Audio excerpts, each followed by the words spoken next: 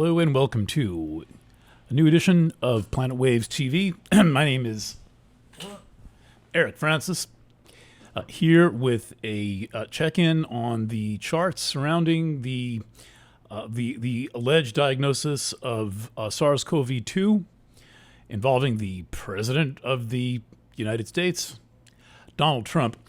I have the charts here for the President's tweet, which came out at 12:54 a.m. EDT on Friday morning this morning. Let's see. Fancy light system. Okay, how are we going to do this? All right. So this is a curious situation. It is happening in October. It was a surprise. Technically, it is an October surprise. In my first reading of these charts today, which I committed to in writing, I said that I did not think that this was any form of a hoax or a false flag incident. As I have gone through the day, I have been exposed to more and more information, and I'm not sure. But let's look at the charts and see what they say. Though, before we look at the charts, I want to remind everyone that once again, we are in a situation, an angle on this story that comes back to the test, the polymerase chain reaction test most of the time, or the antibodies assay. They're the only ways to check for virus in the human body are indirect ways. There are no direct ways to look for a virus. Everything is looking for evidence of the virus's presence, and so viruses are accounted for by inference. It's not like you can, do a bacteria count and say, oh, well, look, there's all those bacteria. Bacteria are much larger, and the more I read about the history of virology and the use of virology, particularly involving these big kind of cases and the federal government, the more virology starts to seem to me like this hazy twilight zone of events that all exist sort of on the very brink of theory, kind of like theoretical physics in a way, except that the real world manifestations of the use of virology are much more serious than the ones that are the result of theoretical physics. If a theoretical physicist says, quantum physicist announces one day that the entire universe is made of one string theory, that everything is just a string and everything we experience is a different vibration on the string. That's nice. That's interesting. Maybe he got paid for the day by a university. Maybe he wrote a paper and did a study. But lives are not bought and sold based on a theoretical physicist saying something. The notable exception would be the atomic bomb, one of the least beneficial, to say the least, gifts of physics. So there is an incident in physics that was terrible and somewhat at the beginning of the subatomic level of physics. But anyway, my point is that virology exists as if in this twilight zone. It's in this haze all the time. And very little is provable. Virology has a set of proofs that it is supposed to follow. The proofs are called Koch's postulates, spelled K-O-C-H, like Koch houses in the astrology chart, but a different Koch, much earlier in history. And they they provide a way to correlate the notion of the presence of a virus with the results of a virus to give a series of tests to ascribe causation. And as with practically all viruses, there is not there is not causation established using Koch's postulates. So what we have is a situation where now we're being told that basically everything we've experienced many illnesses to begin with, a whole bunch of people testing positive, devastating economic and social changes are all to be blamed on a virus, but the virus does not meet the rules of virology. You can call me a conspiracy theorist all you want, but I'm familiar with the rules of virology that demonstrate that there is a method for connecting the presumed pathogen, the virus, to the result, the outcome, whatever that result might be. So then issue number 2 is that the test is at the heart of the matter. The test is most of the time the polymerase chain reaction test, which is a test that looks for alleged fragments of the virus's genetic material. This is not about viral load. It is not about finding live virus. It is analogous to finding cork stuck in the treads and the soles of your shoes and then claiming that you're an alcoholic. That is the polymerase chain reaction. Now, you might be thinking, if you're not familiar with this issue, you might be thinking, oh, that's a real stretch. You can't say that. The New York Times, Daily News, and Wall Street Journal, and MSNBC, CNN, Fox, and everybody are all saying confirmed cases of the virus. I beg to differ. First of all, ask yourself what the confirmation is. There's no confirmation. One test is not a confirmation. One test does not prove anything. Anyone who's ever been sick, if you unfortunately have been in a medical situation where you have had to go through diagnosis, you know that diagnosis is a complex and sometimes agonizing process, fraught with error, fraught with problems, where multiple tests are required, multiple experiments. There may be conflicting and competing theories as to what is causing the result is not easy. And so all of these claimed manifestations of SARS-CoV-2 are not they are not the result of actual proper science and diagnosis. And I realize that people who say this are being called conspiracy nuts, but to apply the laws of medicine, the laws of science, the theoretical reason that you pay $260 for 15 minutes or 10 or 5 minutes of the doctor's time and billions of dollars in grants are given out, all that. There are rules that they have to follow, and in the case of SARS-CoV-2 and a number of other notable incidents, including HIV, the rules are not followed. And so you may say, well, now what are we left with? Well, what we're left with is President 1254 AM tweeted that he tested positive for SARS-CoV-2 right in the middle of the election campaign. Right at the end of a year where he's basically being blamed for the virus because of his ham-handed, bungled handling, which I also think is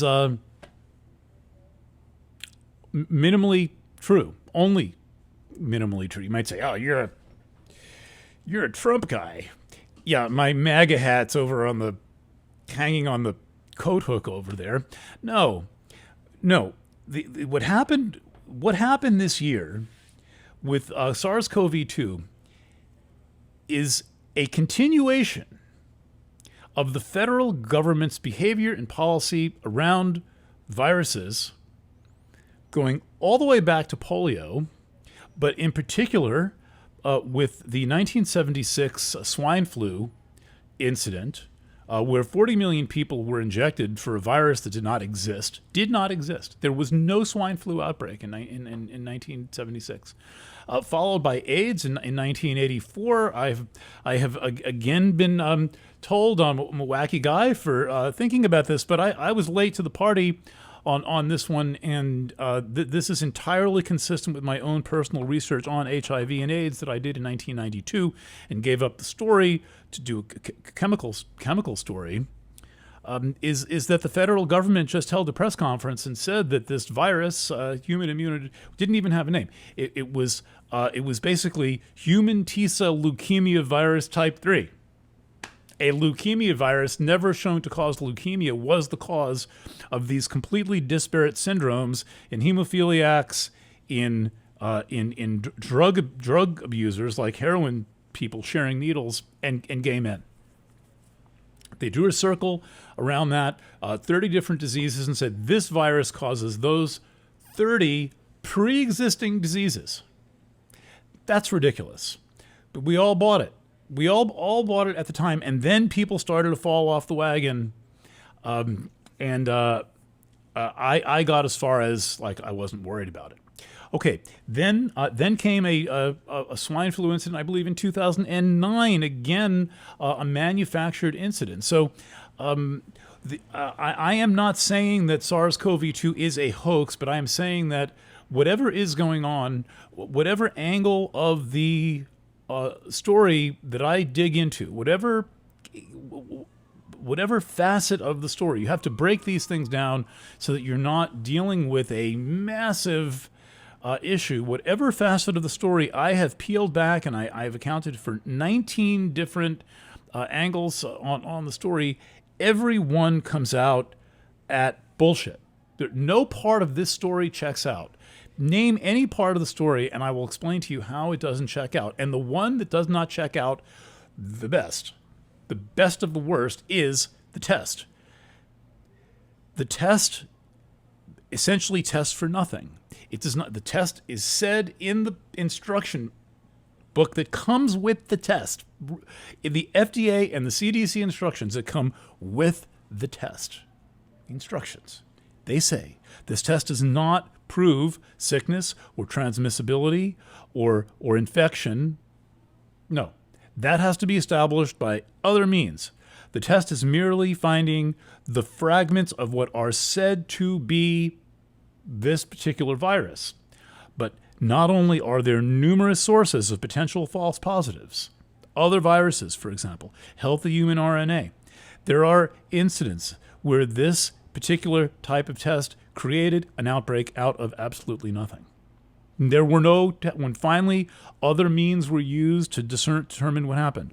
And so at the heart of this Trump tweet at 1 a.m. this morning is the test, because he claims to have tested positive along with Hope Hicks. His kind of brain follows him around and make sure he can actually think, and keeps a grip on his life and his administration. Kind of not really the chief of staff, but probably more the chief of his mind. And his wife Melania are all claimed to have tested positive. There's a timeline that exists. It's the timeline was broken down on MSNBC. But the most interesting thing about this story is that they're not saying what test it is, and if it is the polymerase chain reaction. They're not saying what the cycle threshold of the test was. We have to know, if it was the polymerase chain reaction, what the cycle threshold of the test was. Did they run it for 20 cycles? Unlikely. 25? Unlikely. 30? Unlikely. 35? Probably not. 37? 38? 40? Probably. So the longer you leave it on, the more positives you generate. Take a population of samples and you leave them in there for 20 cycles and nobody will come up positive. You leave them in there for 40 cycles, almost everyone will come up positive. Well, what kind of test is that? If it's variable, if you can set the results, like do you want your steak medium rare or well done, you leave it on a little longer. Well, you can leave this test on well done, and apparently, according to history, you can get a piece of fruit to test positive. Having said that, remembering that at the heart of this issue is the test, the test, probably the polymerase chain reaction test. Here are the charts. So let's just take a look at the gestalt of the whole chart first. So I'm sorry if you're on your phone, you can't see this. Maybe stretch or check it out on your computer. And I'm going to zoom in on this, but there are the chart is Cancer rising. There you can see it right there, 24 and change, Cancer rising. Big wheel, moon right on top. The full moon has just happened. There's the sun at 9:27. The moon's at 13:01, so it's about 5 hours or so after. I think the full moon was at 5 o'clock Eastern p.m., and this is 12:54, so that's 5, 6, 7, 8, 9, 10, 11, 12, 6, 7, 8, 9, 10, 11, 12. 8 hours after the full moon. The full moon has a way of precipitating things. It can make things kind of shake out, and this definitely shook out of the full moon. Now let's see if we can figure out the implications. First thing you do in reading a mundane chart is you have to verify that the chart represents the thing in question. So that's step one. It's called the test for radicality. The test for radicality is used in mundane astrology of all kinds, including horary astrology. Cast a chart for the time you learn of a question. The test for radicality is used for an event chart like this, and it's used for an electional chart. You want to make if you're planning the time of a wedding, you want the chart to look like the wedding that you want and the marriage that you want. So this chart passes the test for radicality because with the Cancer ascendant right there, see Cancer rising? Cancer rising is like, the rising sign is like chapter 1 of the chart, and when we go to chapter 1 of the chart and the ascendant is Cancer, well, the moon is the ruler of the sign Cancer, and you look for it, and it turns out that the moon is right in house 10. This is house 10 right here. And house 10 is the chart of the presidency. It is the chart of the president. It is the chart of accountability all the way to the top. So when we have a chart for an event like this, and we read the chart in the most cursory way, check the ascendant, Cancer rising, what's the condition of the moon? The moon shows up in the 10th house. Well, there you go. That at least we're on the right track, and we know that we're talking about the president, and we've got a chart that refers to the president and the presidency. That's cool. So that's among the other tests for radicality. That's one of them. Does it pass the sniff test? There's a second test for radicality, which is a disqualifying test. Now, notice in astrology, the pseudoscience, this is more careful than polymerase chain reaction, because now we're going to take another test for radicality. Is there a stricture against judgment? Quite often, Saturn on the 7th house can be taken as a stricture against judgment. Stricture against judgment says, maybe you don't want to read this chart, but I read the chart. I'm not going to throw this chart away just for that. Saturn on the 7th is readable, but one of the things one of the things about Saturn on the 7th is that the readable chart may yield an interpretation that is wrong. And so I read this chart and I concluded, well, probably no monkey business, but we can't, like a fake thing, campaign, tactic, strategy, chess move, and all this stuff. That's all I felt this morning. I've been looking at this chart since 5. I've been up for 13 hours on the story. So, but hold that thought. We're going to talk about Saturn in a moment when I finish this basic reading. So let's just see how this chart plays out. What I mean by how the chart plays out is the moon's movement through any sign of the zodiac. In a mundane chart of any kind, horary, electional, or event, the inning, the period of play before which you clear the field and start over, is the sign that the moon is in. So it's like whatever you call 4 downs in football. I'm not a football person, but you have 4 tries to go 10 yards or something, and then the other team gets it. And in baseball, it's called an inning. You know that, like, runners left on base at the end of one inning don't come back in the next inning. That's it. The inning's over, the field is cleared, and you start all over again. It's a little like that with the moon's movement through a sign. And so in this chart, we're looking only at the moon's movement through Aries, which began the day before. And the moon made all kinds of aspects, for example, to Chiron, which is here right on the cusp of the 10th house. And then a bunch of stuff in early Capricorn that's not shown.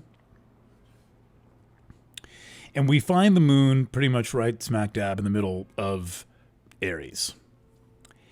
And the way you read the chart is you look for the last thing or two that happened.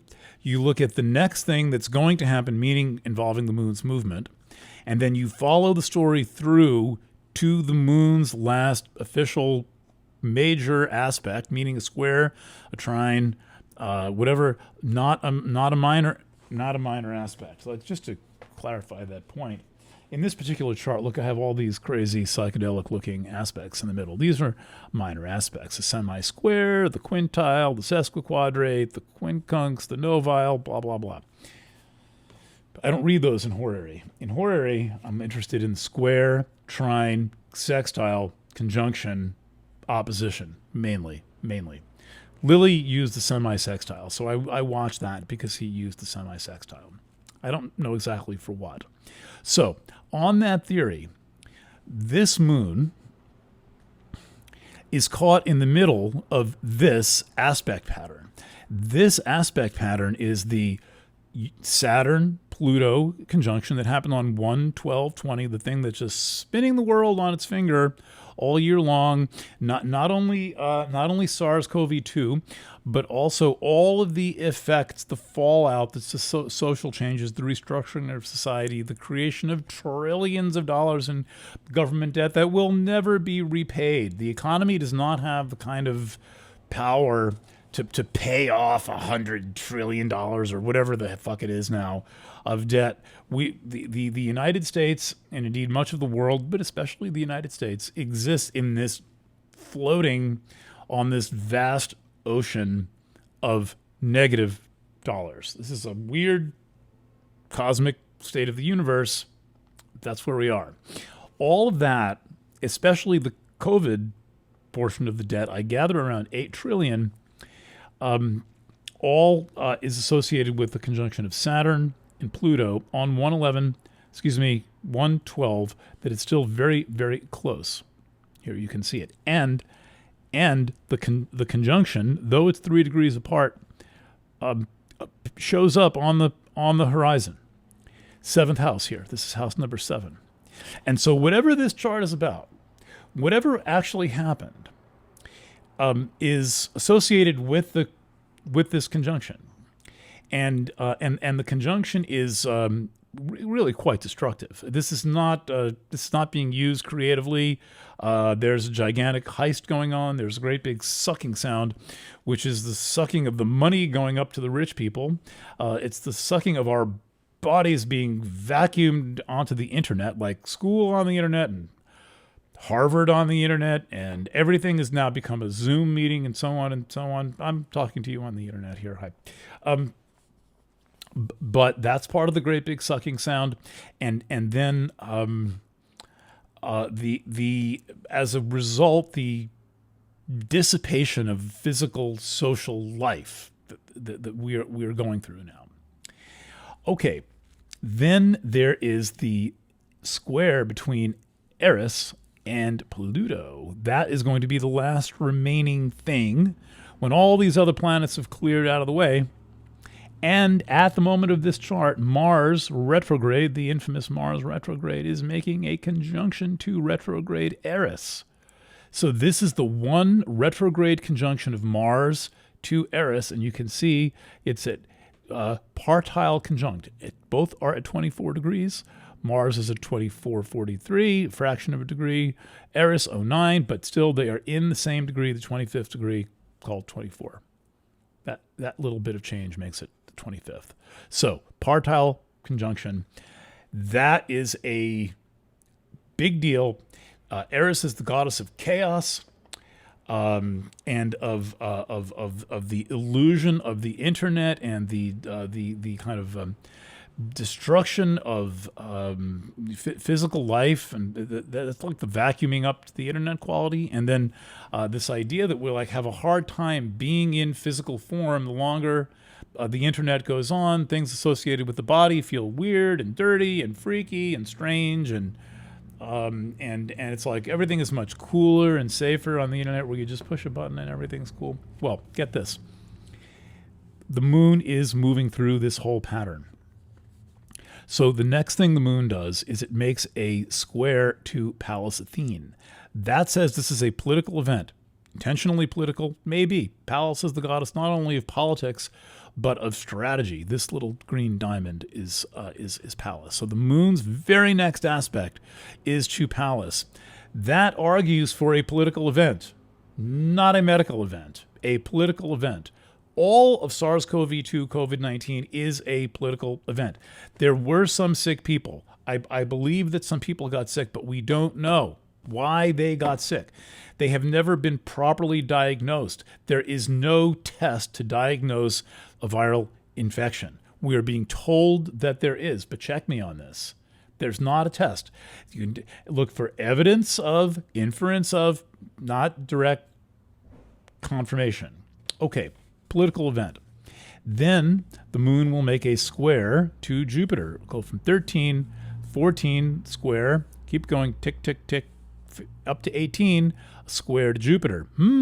Big deal. That's like moon square Jupiter, a large event of some kind, an eruption of some kind. Then the next thing that happens, moon square Pluto. That's weird. That's like deep and dark and shadowy, and it almost looks like the moon doesn't survive this process. Square Pallas, sure. Square Jupiter, fine. But square Pluto, that's pretty intense. Then the moon makes a conjunction to Mars and Eris at 25 and change, 24 and change. And then it makes a square to Saturn at 25 and change. So this is massively chaotic conjunction. The moon moves over it, and then the moon lands, it makes a square to Saturn. Then it goes void of course and moves on a while later into Taurus. This is a wild ride. We are on a wild ride. It is about to become a more wild ride. We're in the last 5 weeks of the election cycle, and at this point, after having seen and read and heard about and studied with the benefit of like the power of group research and investigation, I wouldn't put anything past the situation. That all said, this does not look good for Trump. That said, I'm also reading analysis on the other side saying brilliant chess move. Trump is a genius. He's the master of spin, and he's gonna win this game. I'm not a Trump supporter, but I will tell you that Joe Biden makes me really nervous. And it's the vacant look in his eyes. When you look in his eyes, as my friend said, he looks like somebody being wheeled into a care home for the first time. He has that like, whoa, they have a TV look on his face. Nobody home in there. Kamala Harris makes me even more nervous. And I say this as a person who is personal friends and confidants with prosecutors. I happen to know a lot of prosecutors. I know a lot of attorneys. Kamala Harris is a former prosecutor, now a senator, and her behavior as a prosecutor makes me nervous. It betrays the liberal cause. Her behavior as a prosecutor is not the kind of thing that liberals say that they want. Liberals want justice for people of color. That's not Kamala Harris. I also don't think she's very bright. So the whole thing makes me nervous. And now, basically, it's like walking into a casino where all the like roulette wheels are spinning and the slot machines are going, and we don't know quite where it is going to stop. I don't think we're going to have a result on election night. Just don't think so. Not with Mercury stationing direct on election day. All right, all of this by way of preview for the new Planet Waves FM. That should be up shortly after this video appeared. I think tonight, 6 o'clock, I will probably have this thing posted to the internet by 10 or 11. That's at planetwaves.net. Then go to the Planet Waves FM tab. I'll also have it on the front page at planetwaves.net. A slower, more thoughtful reading, but without the benefit of visual aid because it's audio. We'll put the chart up there. And also there's a new article that is currently available on the front page of planetwaves.net, and also right on top of the planetwaves.net tab taking you to the Planet Waves FM show. So if you go to planetwaves.net, you'll see there's a tab for planetwaves.fm, the radio program, and that's where you will find the program. And there's currently a new article up there that breaks down this reading of the chart, giving the people involved a little bit more of the benefit of the doubt. But my colleagues have been working on me today, and additional facts have come out, and I am not a perfect astrologer. I'm probably a B+ astrologer, and astrology itself is not perfect. It's a human art. This is why I prefer to not do too much predictive astrology, but this is a strange situation, and at least we have a little something to guide us through it, making our inquiry and following along with the developments. All right. Thank you for watching. I'll perhaps catch you over at Planet Waves FM a little bit later tonight, or on the weekend. Kate in the Ukraine, thank you for editing together this video and getting it up on the internet so fast. As for everyone, bye for now.